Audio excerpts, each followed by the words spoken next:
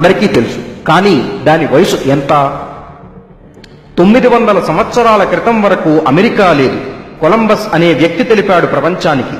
2000 సంవత్సరాల క్రితం వరకు ఇజ్రాయెల్ లేదు. యేసు అనే వ్యక్తి తెలిపాడు ప్రపంచానికి. 5000 సంవత్సరాల క్రితం వరకు చైనా లేదు. మన బోధిధర్ముడు తెలిపాడు ప్రపంచానికి. 1400 సంవత్సరాల క్రితం వరకు అసలు ఇస్లాం దేశాలే లేవు, కొత్తగా ఏర్పడినవి. మరి భారతదేశం వయసు ఎంత? ప్రపంచంలో ప్రపంచ చరిత్రకారుల పరిశోధన కొలమానాలకు అందనంత వయసు నా దేశ వయసు. ఇది నా భారత యొక్క గొప్పతనం. ప్రపంచ తత్వవేత్త, పురావస్తు శాస్త్రవేత్త, జర్మన్ సైంటిస్టు అయిన ఆర్నాల్డ్ టాంబీ తన పరిశోధన ప్రకారం ప్రపంచంలోని 28 ప్రాచీన సంస్కృతులు గల దేశంలో నేటికి సజీవంగా ఉన్న సంస్కృతి గల దేశం భారతదేశం మాత్రమే. వైదిక సంస్కృతికి మరొక రూపాంతరమైన ఈజిప్టు సంస్కృతి కూడా నేడు లేదు. కేవలం పైన పిరమిడ్లు, కింద మమ్మీలు మాత్రమే మిగిలాయి. విశ్వ విజేత అలెగ్జాండర్ భారతదేశంలోనే ఓడించబడ్డాడు మన పురుషోత్తమునిచే. అతని గ్రీకు దేశం నేడు లేదు. ఎగుమతుల ద్వారా ప్రపంచ వర్తక సామ్రాజ్య దేశంగా మారిన రోమ్ నగరం నేడు లేదు.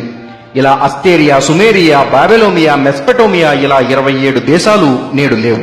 ఎన్ని సంస్కృతులు నాశనమైనా తన సంస్కృతి ఉనికిని కాపాడే యోధులకు జన్మనిచ్చిందే నా భారతదేశం. ప్రపంచంలో ఆక్రమణకు గురికాని దేశం ఏదైనా ఉందా అంటే లేదు అనే అనాలి.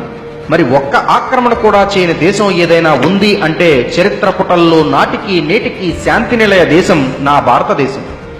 ఈజిప్టు మీద పాలస్తీనా, అరేబియా దేశాలు దండయాత్రతో 1500 సంవత్సరాలలో మొత్తం సంస్కృతి నాశనమైంది. నేడు ఇస్లాం దేశంగా మారింది. రోమ్ మీద కేవలం 7-8 సంవత్సరాల దాడులతో దాని సంస్కృతిని నాశనం చేశారు. మరి మన భారతీయ సంస్కృతిపై జరిగిన దాడులెన్ని? శకునులు, తుష్కరులు, మొఘలులు, సుల్తాన్లు, నవాబులు, షేకులు, పఠానులు, పోర్చుగీస్ వారు, ఫ్రెంచ్ వారు, డచ్ వారు, బ్రిటిష్ వారు ఇలా ఒకరి తర్వాత ఒకరు దాడులు చేశారు. కానీ ఏమిటి లాభం? ఏమీ చేయలేకపోయారు. ఇంకా ఇన్ని దండయాత్రల తర్వాత కూడా నేటికి నిరంతరాయంగా ప్రపంచ ప్రాచీన సంస్కృతికి నిలయమే హైందవ దేశం నా భారతదేశం.